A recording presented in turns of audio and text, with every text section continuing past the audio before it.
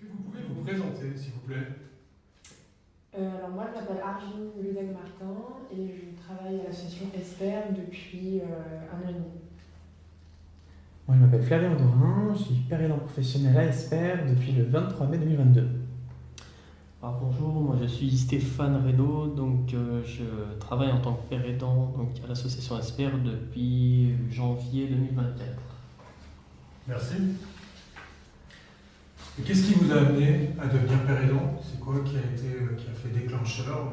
Quels événements?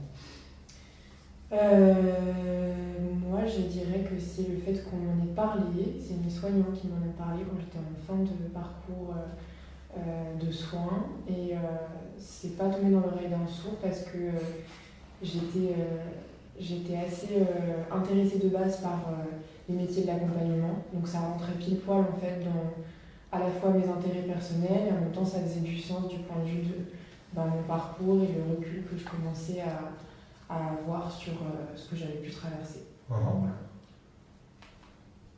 Et vous, monsieur? Moi j'ai toujours été intéressé pareil, par les métiers de l'entraide, j'ai toujours voulu aider les autres et ce qui m'a vraiment donné envie d'être père aidant, c'est que j'ai eu plusieurs expériences en fait, où j'ai aidé les personnes et c'est surtout le fait d'y voir de plus en plus clair en fait, au fur et à mesure des années de mon parcours d'établissement où j'ai senti ce positionnement où je me suis mis à aider les autres. Donc à partir de là, j'ai senti ma place en tant que père aidant. Merci. Pour ma part, ça s'est fait en 2 temps. Après des détections de mes différents troubles, on m'a intégré à des groupes de soutien, d'auto-support avec d'autres patients et d'autres usagers. Et les personnes qui encadraient ces groupes ont vu que j'étais assez force de proposition pour trouver des solutions et surtout en interaction avec les autres, d'écouter leurs besoins, leurs difficultés et d'essayer de trouver avec eux quelque chose qui pourrait leur convenir. Et finalement, c'est une neuropsychologue animatrice de groupe qui m'a dit mais en fait, il existe un métier pour ça, la père aidant, ça tirait bien. Je me suis renseigné, ça m'a pris 2 ans pour me sentir légitime à me dire ouais, je vais faire ça. Et puis je me suis lancé et me voilà à ESPER depuis 2 ans. Merci. Et dans quel contexte est-ce que vous pratiquez la pérédance? Dans quel type d'équipe ou dans quel type d'action? Comme ESPER, c'est une plateforme qui nous déploie sur des structures. En fin de compte, il y a une partie de l'émission qui se fait au sein de ESPER directement. Dans ce contexte-là, du coup, moi, je reçois les personnes en accompagnement individuel. Il y a aussi d'autres missions que je vais faire pour la plateforme qui sont un petit peu plus transversales et qui touchent à d'autres domaines de compétences. Et à côté de ça, du coup, je suis déployée sur une structure qui est un hôpital de jour en soi, et je pratique du coup dans ce contexte-là. Voilà. Pour ma part, j'ai un profil aussi de plateforme, en multi-déploiement, principalement j'ai exercé sur deux structures différentes, donc en hôpital public, dans un service de réhabilitation psychosociale, donc avec des hospitalisations complètes, service avec 12 patients. Et là, j'intervenais autant en groupal qu'en individuel. En groupal sur des questions de rétablissement et pour le coup, c'était co-construit avec les personnes. Des groupes aussi avec des médiations artistiques pour justement aborder toujours la question du rétablissement mais sous un autre angle. Et des temps d'individuel, d'accompagnement individuel avec bien entendu des échanges avec l'équipe, réunions cliniques, un travail vraiment rapproché en pluridisciplinarité. Et un autre second déploiement, cette fois-ci en clinique privée, plutôt sur de la dictologie, beaucoup d'accompagnement individuel et des temps très réguliers de psychoéducation concernant les troubles liés à l'addiction. Merci. Donc moi je travaille pareil également en multi-déploiement, donc je travaille sur 3 unités différentes, donc où je vais être principalement donc, sur tout ce qui est diffusion du rétablissement, donc je vais mener donc, des entretiens individuels avec des personnes concernées, donc gros travail justement sur tout ce qui est diffusion. Je fais aussi des VAD, des visites à domicile, où j'accompagne des professionnels de santé, donc à domicile, donc chez les usagers. Donc voilà, donc pour apporter ma pierre à l'édifice justement en tant que père aidant. Et aussi, donc, je suis donc, sur un CATTP, donc, CATTP? CATTP, Centre d'accueil thérapeutique à temps partiel. Ok. Donc, où je suis, pareil, je travaille aussi avec des infirmiers donc, et d'autres professionnels de santé. Et j'aide donc des personnes à un retour justement à un parcours de vie, à un retour à l'autonomie. Voilà. Et à quoi va ressembler une journée typique de votre travail? Je ne sais pas, même par rapport aux horaires, par exemple, et les personnes avec qui que vous avez comme interlocuteur. Voilà. Là, vous parliez de réunions cliniques. Est-ce que vous participez aux réunions cliniques, aux réunions d'équipe aussi? Est-ce que vous faites des jours pleins? Peut-être pas des jours pleins. C'est pas une question hyper facile parce que du coup, comme on est en multidéploiement tous les trois, il y a une dimension où les journées ne se ressemblent pas forcément et elles peuvent changer de lieu de travail, d'équipe, enfin voilà, tout peut être un peu bouleversé. Mais je trouve que c'est ça aussi qui fait un peu la richesse parce que moi en tout cas ça me permet de ne pas m'ennuyer, d'avoir l'impression que c'est dynamique et de se nourrir un peu des regards de chaque lieu de travail, de chaque manière de pratiquer. C'est assez riche. Moi généralement c'est autour de 9h-17h mes heures de travail. Et une journée typique, quand je suis déployée, je vais commencer par une réunion clinique du coup avec mes collègues. On va échanger un petit peu sur la situation des personnes qu'on accompagne en ce moment. Donc eux, ils ne sont pas père aidant professionnels, il y a psychiatre et psychologue. Et donc suite à cette réunion-là, j'ai un premier groupe de psychoéducation. Moi, j'ai une petite spécialité sur les troubles de personnalité, donc ça rentre dans mon champ de compétences. Et puis ensuite, on fait un temps de transmission, on va un petit peu faire part de ce qu'on a vu en groupe du côté des personnes, puis la pause, et de nouveau un deuxième groupe généralement, ou de l'individuel l'après-midi. Et rebelote, des petites transmissions. Éventuellement, une demi-heure de réunion clinique derrière si j'ai le temps. Mais ça reste assez occasionnel. Voilà.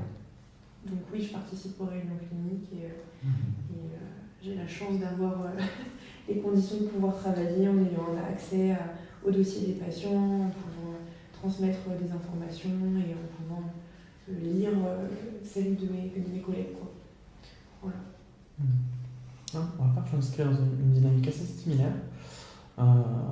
Sur les deux déploiements, je vais plutôt en citer un, celui où je fais une journée pleine, et qui a un semblant de journée type, même si ça bouge beaucoup dans les contenus. Tous les mardis matins, j'anime un groupe autour du rétablissement. C'est un groupe ouvert, donc les usagers vont et viennent. C'est pas forcément les mêmes, et comme il y a de la rotation dans les usagers du service régulièrement, dès qu'il y a une vague de nouveaux arrivants, on refait un groupe d'initiation aux notions du rétablissement. Et à la fin de ces groupes-là, systématiquement, on fait un débrief déjà de ce qui a été compris et les notions qu'ils ont envie de développer en fait, sur quels aspects ils ont envie d'aller creuser avec moi la semaine suivante sur les aspects du rétablissement, s'il faut bosser sur l'alliance thérapeutique, s'il faut bosser sur la gestion des effets secondaires. C'est eux qui sont extrêmement moteurs. Et donc c'est vraiment tous les mardis matins, c'est institutionnalisé. Je participe au repas thérapeutique. Je suis systématiquement avec le groupe d'usagers pendant les temps de repas, ce qui est super chouette parce que c'est un temps informel. Et il y a d'autres soignants, des éducateurs spécialisés, il y a les infirmiers, plus rarement les psychologues. C'est un temps d'échange vraiment complémentaire et qui est bon enfant. Et les mardis après-midi, une fois sur deux, soit c'est un atelier de médiation artistique, où là aussi, tous les ateliers sont calibrés autour des notions de rétablissement, de gestion des émotions, et finalement la pratique artistique est un prétexte au développement de compétences psychosociales, de compétences de gestion des émotions, de compétences liées à développer un meilleur insight, donc c'est assez sympa. Et quand je ne fais pas les activités artistiques, je fais de l'accompagnement individuel, donc là c'est soit à la demande des usagers du service, soit sur une recommandation de la psychiatre du service ou des psychologues, voire parfois des infirmiers qui peuvent, dans certains cas, manifester une inquiétude et le besoin d'avoir le regard d'un père aidant et la parole d'un père aidant, des fois parce qu'ils n'arrivent pas à se faire entendre en tant que soignant, et que le père aidant arrive à apporter des notions qui ne sont pas entendues toujours de l'équipe soignante, alors que c'est exactement les mêmes phrases, parfois qu'on prononce. Et tout ça avec des temps de pause pour pouvoir faire des transmissions sur tout ce qui se fait. Il y a toujours des comptes rendus sur le groupal, des comptes rendus sur l'individuel, de sorte que l'équipe pluridisciplinaire puisse se nourrir de ce que je fais, parce qu'ils sont nombreux et je ne les croise pas tous. Et ça permet de faire un travail vraiment cohérent. Oui, c'est vrai que le fait également d'être déployé sur 3 unités, je trouve que c'est très très intéressant, c'est très enrichissant parce que ça permet de prendre plein d'informations, de voir un petit peu comment l'ensemble des structures fonctionnent. Moi, comment ça se passe? Donc, du coup, le mardi après-midi, donc j'arrive dans le logo de l'unité, et à partir de là, par rapport à tout ce qui est visite à domicile, donc je vois avec les professionnels de santé, donc on voit qui va aller chez quelle personne. Donc généralement, j'accompagne soit l'éducateur spécialisé, soit les infirmiers. À partir de là, donc on y va généralement en binôme. Et ce qui est très important, c'est que de mon côté, le fait d'avoir un parcours de vie en tant que père aidant, j'ai une approche pratique du rétablissement. Donc et ça, avec un infirmier travailler en binôme, je trouve que c'est très très important d'avoir cet aspect pratique. Sur tout ce qui est entretien individuel, donc les personnes sont justement adressées par mail. Donc et à partir de là, donc c'est un échange avec les personnes. Donc voilà, l'objectif c'est d'aider. Voilà, donc avec le savoir expérientiel qu'on a en tant que père aidant, l'approche c'est ce qui fait pour moi une grosse différence. Et donc les temps de pause, donc c'est généralement. Alors je vais préciser pareil, je vais travailler surtout en demi-journée. Voilà. Il y a aussi des journées pleines, donc il y a un temps de pause où donc soit je reste donc dans les locaux donc, de la structure, donc on déjeune tous ensemble et on parle un petit peu du fonctionnement, de tout, voilà. Et au sein donc, du CATTP, donc pareil, c'est encore différent, donc c'est ça qui est bien, hein, c'est la richesse de la diversité. Donc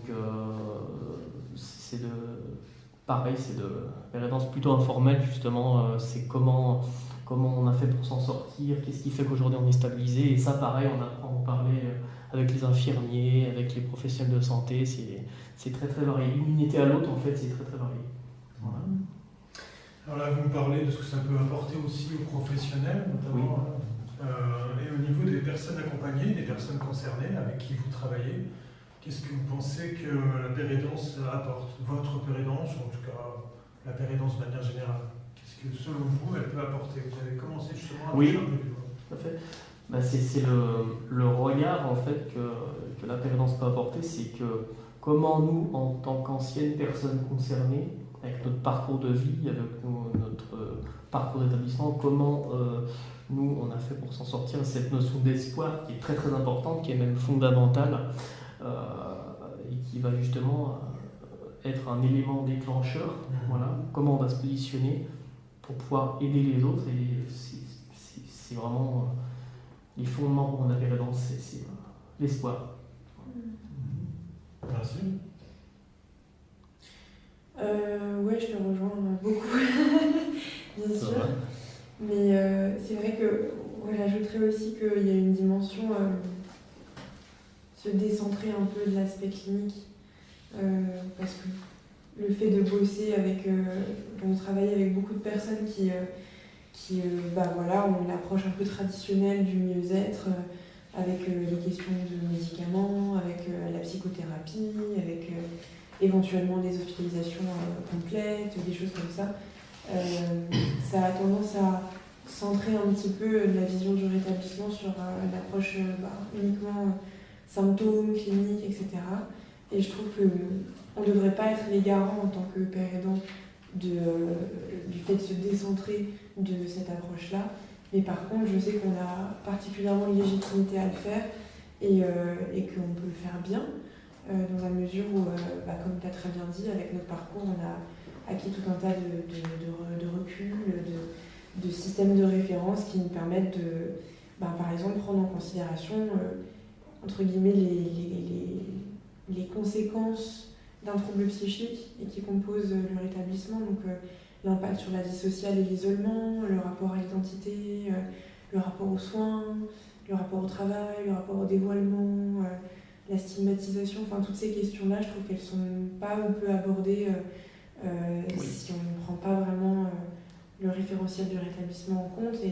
Et en père aidant, je trouve que ça a particulièrement d'intérêt et qu'il y a beaucoup de personnes que j'accompagne qui sont sensibles à notre légitimité. Non pas qu'on est plus ou moins, mais en tout cas, on a une forme de légitimité qui, je sais pas ce que tu en penses, mais qui va par à ce niveau-là. Ouais. Je suis tout à fait d'accord. Puisqu'effectivement, actuellement, les personnes qui bénéficient de soins en psychiatrie ou d'accompagnement psychologique sont très souvent accompagnées sur un volet où on est centré autour du symptôme et de la maladie, et de sa trajectoire. Et de sa trajectoire avec des soignants la plupart du temps. Et les soignants, ils ont une approche du tableau symptomatique, avec en vue une rémission symptomatique plus ou moins longue, avec un rétablissement plus ou moins effectif. Et bien souvent, ça se limite à ça. Dans les équipes pluridisciplinaires, ça ouvre le champ des possibles. Et puis les pères aidants, en fait, eux, ils viennent avec autre chose. Ils viennent au-delà de apporter de l'espoir, parce qu'on est là, on est bien debout, et puis on a trouvé notre place et notre satisfaction dans la vie. On leur apporte le fait que notre expérience des troubles, elle ne se limite pas justement à l'expression et à la gestion des symptômes, mais à une approche assez holistique sur quelles sont les répercussions des troubles que l'on peut vivre sur l'ensemble de la vie. Et comme tu disais, Arjun, ça peut avoir jouer sur l'emploi, jouer sur l'accès aux droits, jouer sur l'accès aux soins aussi, même parfois. Et donc du coup, avec une vision holistique, très souvent aussi branchée sur le modèle biopsychosocial qui a été développé dans les années 80, qui est vraiment une base qui fait que l'expérience est assez unifiée. C'est-à-dire on vient prendre en compte tout un contexte, et c'est de ça que naissent nos savoirs expérientiels que l'on partage. Et je pense que l'un des gros apports de la pérédance, c'est que le dépôt de ces savoirs expérientiels peut permettre d'opérer des déclics chez les pères aidés, chez les personnes accompagnées, pour qu'ils construisent leur propre savoir expérientiel. Parce qu'ils ne peuvent pas forcément se servir des nôtres directement, d'ailleurs c'est rarement le cas. C'est propre à chacun. Exactement. C'est encore moins le cas finalement quand on se centre uniquement sur la question des symptômes, parce que l'aspect transversal est du coup transmissible. Si on se centre uniquement sur le diagnostic commun, la pathologie commune, qu'il faut aussi qu'elle s'exprime commune, ça fait beaucoup de critères qui excluent finalement pas mal de personnes, et du coup qui impliquerait qu'on puisse s'adresser qu'à une petite partie des gens de manière générale qui ont notre trouble. Et en plus de ça, il y a plein de spécificités qui derrière nous éloignent de ce qui fait commun.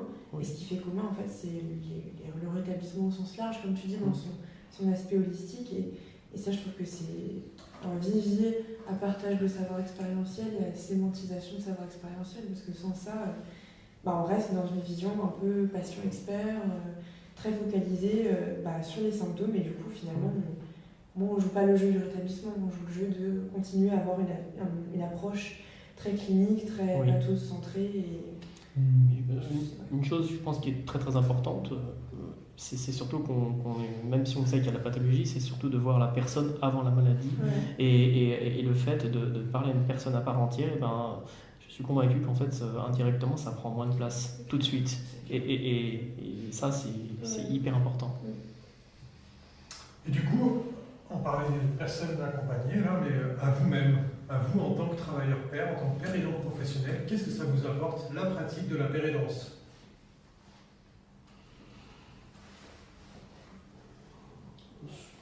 Ce que ça nous apporte. Des nouvelles choses. Voilà, des nouvelles. Je dirais un apport sur la diversité, en fait. Oui. Parce que même quand on accompagne, Arjun disait parfois que si on se concentre sur l'accompagnement de personnes qui nous ressemblent beaucoup dans les troubles, c'est aussi important de pouvoir accompagner et d'être en capacité d'accompagner des personnes qui ne sont pas forcément sur les mêmes champs de troubles.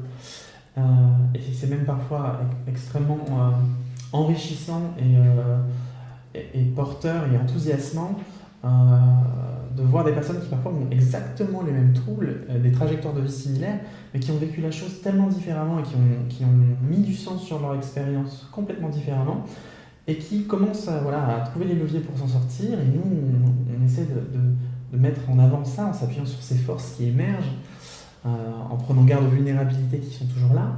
Et c'est un vrai apport en tout cas dans ma pratique de la paire aidance. Le miroir qui me renvoie, parce que du coup, c'est un effet de miroir qui va dans les deux sens. L'effet de miroir que ça me procure me permet de prendre encore plus de recul critique sur mes propres troubles et leurs manifestations.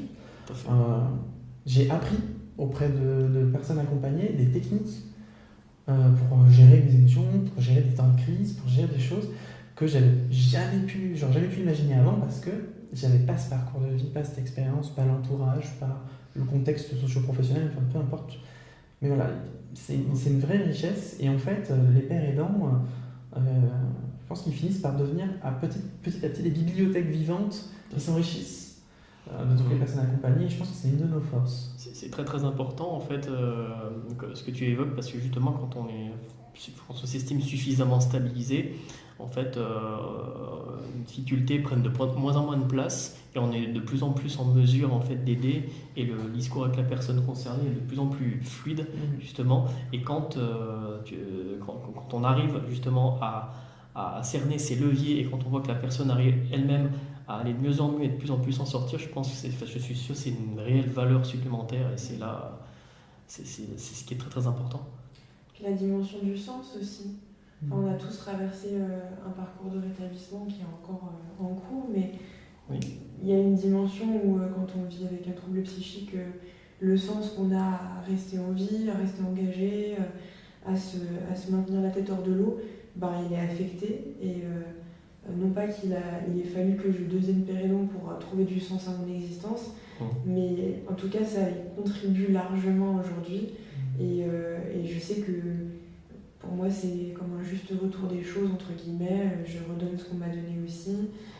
J'ai l'impression que ça fait une espèce de cycle qui est un peu vertueux, et ça contribue au fait que j'ai l'impression qu'il y a du sens dans mon existence, parce qu'il y en a dans mon travail. Et je pense que ça pourrait avoir d'autres formes, mais que ça prenne cette forme-là, en tout cas, ça me porte. Et surtout qu'en fait, on apprend aussi à transformer ses faiblesses en force par la suite. Merci, c'était très riche. Et au niveau des professionnels, les professionnels de santé en l'occurrence avec lesquels vous travaillez, comment est-ce qu'ils pourraient faire à votre avis, comment ils le font à vos côtés déjà peut-être, pour promouvoir des déploiements efficaces, harmonieux du travail de la paire aidance, que ce soit vous à vos côtés ou que ce soit auprès d'autres collègues, comme vous l'avez constaté?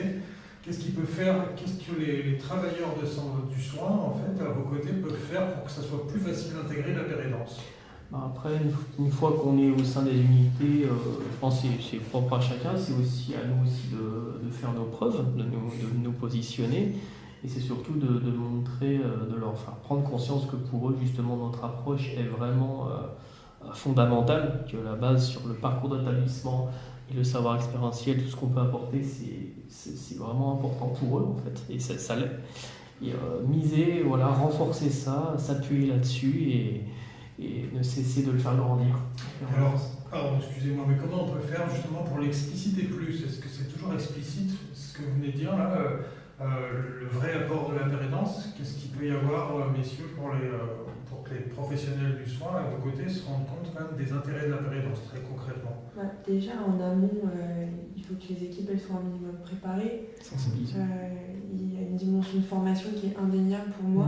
Dans un monde idéal, il faudrait que tous les professionnels de santé soient formés à l'approche rétablissement, aux outils de la RIAB, garantir déjà que initialement il y a un positionnement de la part des professionnels actifs et engagés aux côtés de la personne, pour elle, en la centrant vraiment dans son parcours de vie et dans les choix qu'elle va poser, histoire qu'il y ait déjà ce référentiel-là qui soit bien ancré, je pense, dans leur pratique, et que ce ne soit pas le père aidant qui vienne déposer une nouvelle parole, une nouvelle manière de voir les choses qui leur est complètement étrangère parce que ça fait rupture et ça ne marche pas en fait.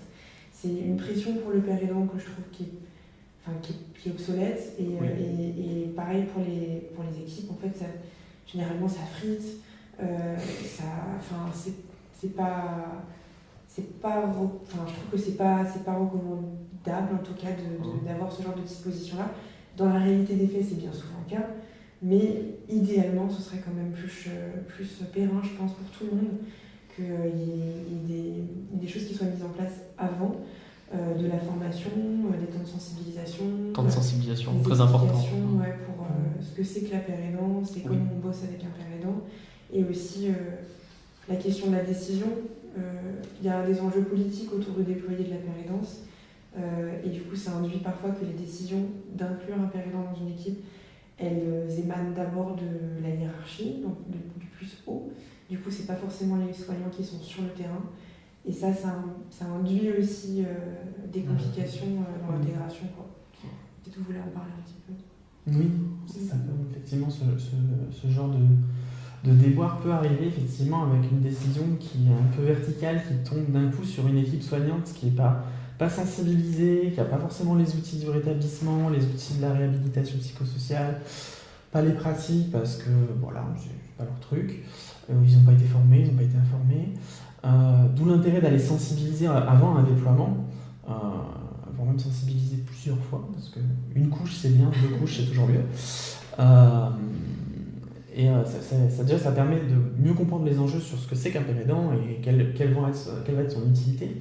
Et au-delà de ça, dans un idéal, pour que ces professionnels du soin puissent mieux comprendre et promouvoir par la suite la paire aidance, je pense qu'il faut privilégier avec chacun d'entre eux un vrai temps de rencontre entre le père aidant et le soignant pour qu'ils puissent justement décortiquer, s'enlever de la tête pas mal de préjugés en ayant en face à lui une personne qui a du recul critique depuis un bon moment, qui a ses outils, ses stratégies, qui est solide et qui va avoir un regard souvent complémentaires et qui, dans la discussion et dans les faits, leur fait se rendre compte que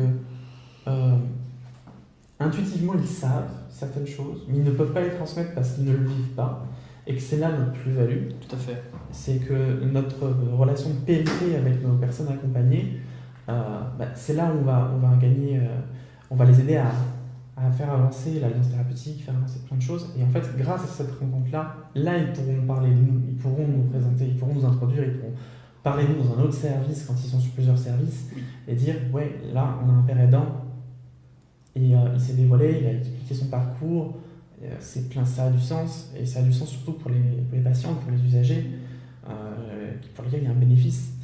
Et quand ça c'est en place, c'est la voie royale pour que se développe un bon déploiement des pères aidants sur d'autres services d'une même structure, par exemple. Au niveau, je reviens un petit peu là, sur cette question là, pour avoir un déploiement de la père aidance le plus harmonieux possible. Est-ce que vous avez constaté sur le terrain que vous n'aviez pas forcément tous accès aux mêmes outils, aux mêmes moyens de communication voilà, vous avez mentionné déjà 2-3 trucs, mais est-ce que c'est possible de creuser un petit peu plus ça?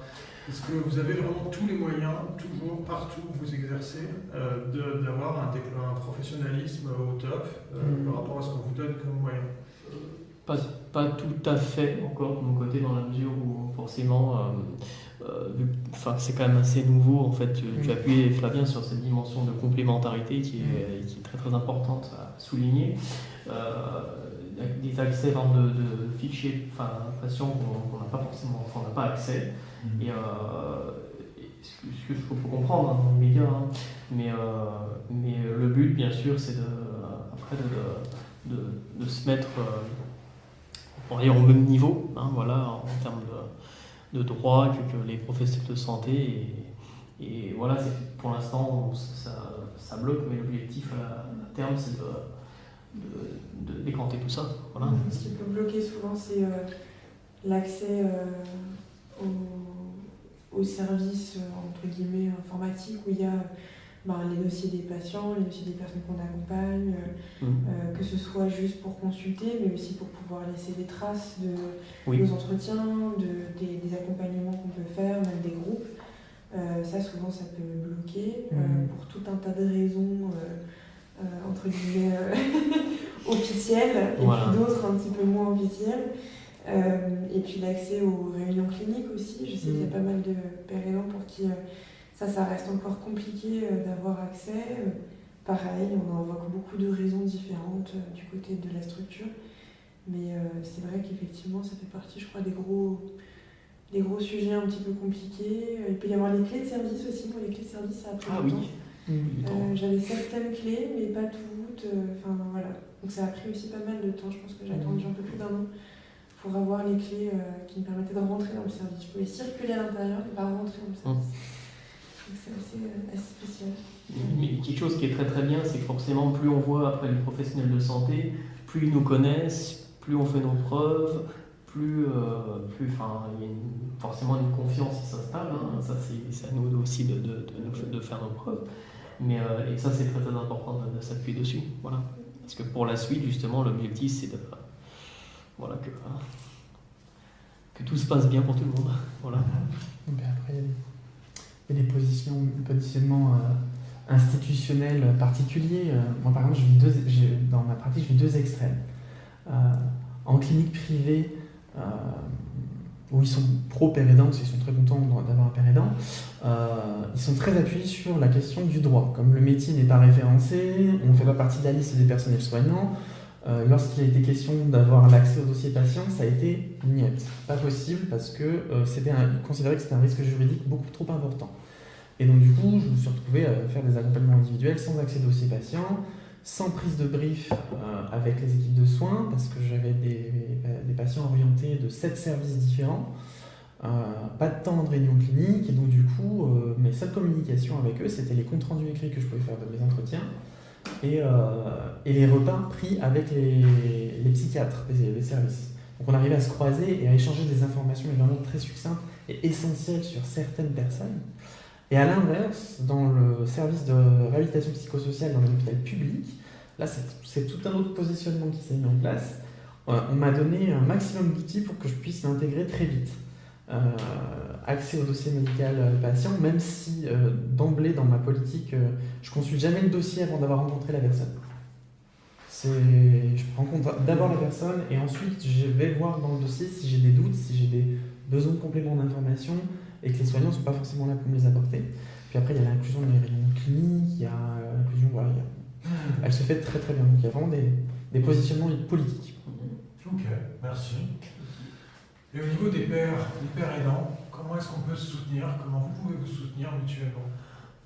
Déjà, c'est de régulièrement faire des réunions ensemble pour faire un point sur savoir comment s'est passée la semaine. Parce que quand on travaille aussi, c'est que la semaine, en fait, on intervient seul avec les professionnels de santé.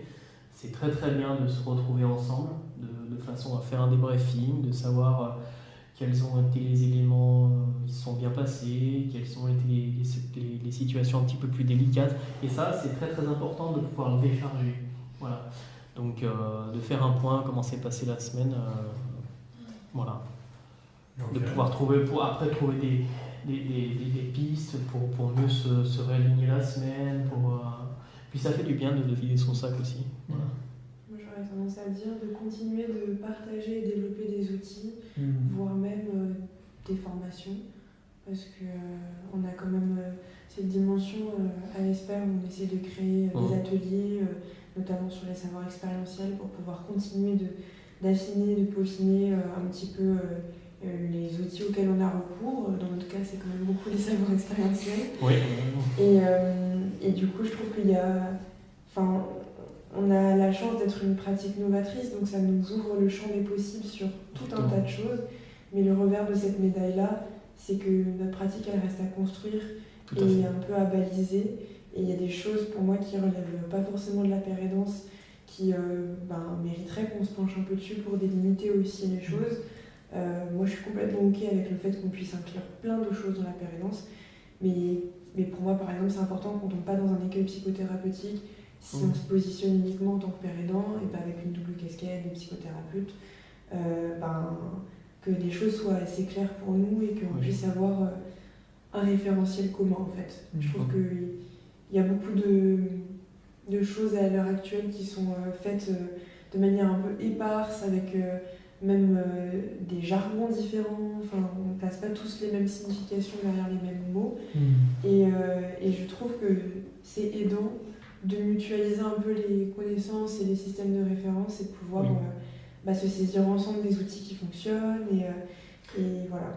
Donc là, ce que vous suggérez, c'est pas juste au niveau d'une équipe expert, ça serait peut-être un niveau plus méta sur le fédérer des énergies pour aller vers des créations du coup on parle de quoi alors, même une déontologie moi je trouve qu'une déontologie ce serait super, même un cadre de pratique. Un cadre de pratique, vraiment. Et de pouvoir les limiter un petit peu, mais c'est quelque chose qu'on construira ensemble. C'est pas une personne qui viendrait dire ça c'est la période, ça c'en est pas, mais qu'on puisse faire remonter un petit peu tous les retours du terrain et s'accorder ensemble sur dans quelle dimension est-ce que on cible le cœur de notre travail, et ça permettrait aussi, je pense, une meilleure lisibilité du côté des soignants qui sont bien souvent plein de bonnes intentions, mais en manque de compréhension de ce qu'est notre métier. Et je pense qu'il y a une partie où on ne bosse pas avec les référentiels communs, donc ça se comprend. Il y a une partie où je pense que c'est notre travail aussi que d'assurer une meilleure lisibilité, plus claire, parce que nous-mêmes on sera plus au clair avec notre pratique. C'est surtout qu'on sent on sent qu'il y a un potentiel qui est énorme en fait. Il y a un potentiel à créer qui j'ai envie de dire, qui est sans limite. Et ça on le sent en fait, et on a envie de le faire maintenant émerger. Donc, du coup, vous avez parlé de réunion, mais c'était un peu flou, donc après on est passé plus à un point de vue plus méta. Très concrètement, sur l'échelle de 5-10 personnes, ces réunions, elles prennent quelle forme? C'est quel type de réunion? C'est des réunions d'équipe basiques ou c'est... On va avoir plusieurs formes de types de réunions. Alors on va bien entendu avoir des réunions d'équipe pour ce qui est le fonctionnement de l'association, etc. Mais ça prend un temps assez limité. On prend des temps assez réguliers et plus longs sur de l'intervision, justement, sur on fait un point, une météo un peu sur nos pratiques, sur comment est-ce qu'on s'en sort. On a même des cas concrets pour demander l'avis de nos collègues pour pouvoir débriefer, avoir un point d'analyse, un point de vue différent, ou des points de vue différents, ce qui nous permet de nous décentrer un peu de notre position qui peut être parfois extrêmement activée au niveau émotionnel, et donc du coup nous coller des petits biais cognitifs, on reste humain. Et de décloisonner aussi les pratiques. Voilà, c'est ça. Mais on a aussi des espaces de supervision qui sont quand même très importants, qui sont réguliers, qui sont indispensables à une analyse de la pratique et l'évolution de nos pratiques, et justement dans la mise en place d'un cadre déontologique. Et au-delà de ça, on peut même aller à une échelle qui dépasse même notre propre structure, parce qu'on est amené à échanger avec par exemple une autre plateforme qui s'appelle Esper Pro, qui est basée à Marseille. On peut être amené à échanger avec eux sur la manière dont ils ont de fonctionner, qui est différente de la nôtre. Et il y a aussi d'autres initiatives, je pense au Relais aux Anames, qui est une association, une branche d'une association qui permet de faire des réunions régulières de travailleurs pairs. Et l'avantage, c'est de se rencontrer avec des travailleurs pairs qui n'exercent pas forcément dans la santé mentale. Ils travaillent aussi dans le social, etc. Et on voit aussi comment se structure la pérédance sur d'autres champs. Et donc, du coup, de pouvoir déclencher des cadres de pratique, de découvrir les déclencheurs de cadres de pratique de pérédance transversale. Et ça, c'est une bonne pratique qu'il faudrait plutôt généraliser, nationaliser, voire internationaliser, ce qui est en train de se faire avec le présent projet. Ok. Mettons-nous dans la peau d'un étudiant, travailleur social ou soignant, qui est dans ses toutes premières semaines, ses toutes premières années, avant même d'avoir été sur le terrain. À votre avis, qu'est-ce qu'ils devraient acquérir, ces étudiants pour aller sur le terrain dans une approche qui pourrait être plus fluide, notamment par rapport à la pérédance ou autre, pour vous? Par rapport à ça, au tout début de leur formation, ou dans leur formation, qu'est-ce qui vous semblerait intéressant? Déjà de savoir bien se positionner, déjà il y a cette dimension d'écoute active, déjà qui est commune.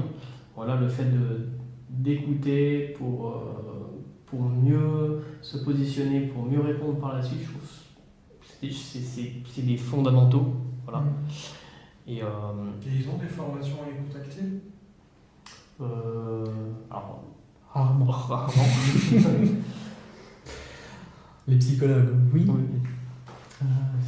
L'échange, favoriser la fluidité de l'échange. Les psychiatres, oui.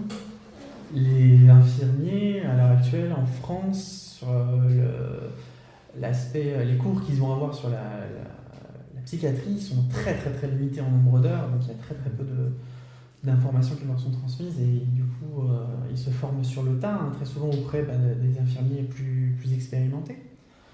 Et, donc du coup, je pense qu'une des grosses évolutions qui pourrait être faite au niveau des instituts de formation infirmiers, les IFSI, ce serait peut-être d'intégrer justement un volet psychiatrie un peu plus long et avec la présence d'un père aidant qui vient faire œuvre de témoignage de son travail et pas simplement d'un parcours patient. Pour déjà faire une première sensibilisation, ça serait indispensable. Et puis pour déclencher la logique du fait que oui, l'expérience du rétablissement et l'expérience de ces personnes concernées doit être une dimension indispensable du soin. Ça devrait créer un nouveau paradigme. Et que ce soit avec les soignants ou les travailleurs sociaux, parce que par exemple, les écoles d'éducateurs spécialisés, ça évolue doucement, mais on sont un peu autour de la psychanalyse, alors qu'il y a plein d'approches thérapeutiques différentes.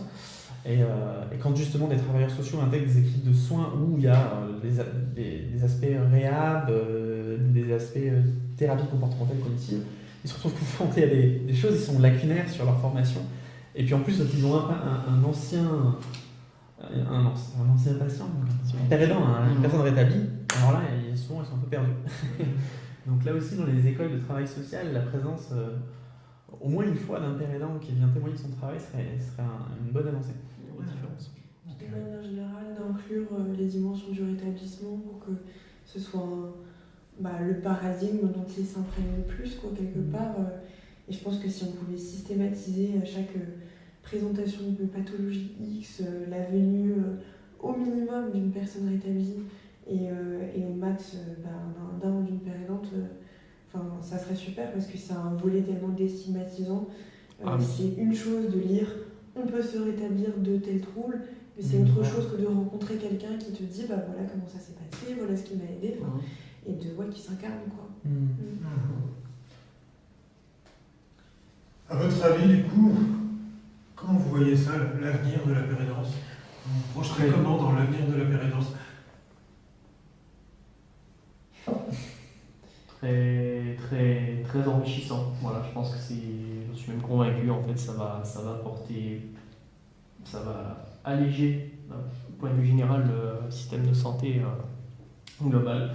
Parce que, comme tu disais justement, l'approche rétablissement, le fait d'avoir été anciennement personne concernée, les formations, tout ce qu'on a vu sur le savoir expérientiel, sur tout ce qui est diffusion, c'est pour moi des nouvelles choses en fait à mettre en place qui vont apporter vraiment une nouveauté, voilà, une grosse nouveauté. Donc. Moi, je suis un peu en appréhension sur certains aspects parce que fondamentalement, je suis convaincue du bienfait de la pérédance, mais je sais aussi que parfois certaines super bonnes idées sont un peu instrumentalisées et non pas qu'il y ait un dessin actif de quelqu'un qui essaie de faire n'importe quoi avec la pérédance, mais je trouve que, comme on disait tout à l'heure, c'est une nouvelle pratique et cette nouvelle pratique, du coup, elle suscite beaucoup d'engouement. Cet engouement, du coup, il est de toutes parts, il est à la fois du côté des institutions, mais aussi du côté des personnes concernées qui ont de plus en plus envie de se diriger vers la pérédance, parfois même un peu comme une voie de garage, entre guillemets. Moi, j'ai régulièrement des personnes qui me disent c'est cool, au moins on sait comment se recycler si jamais on n'arrive pas à trouver de travail.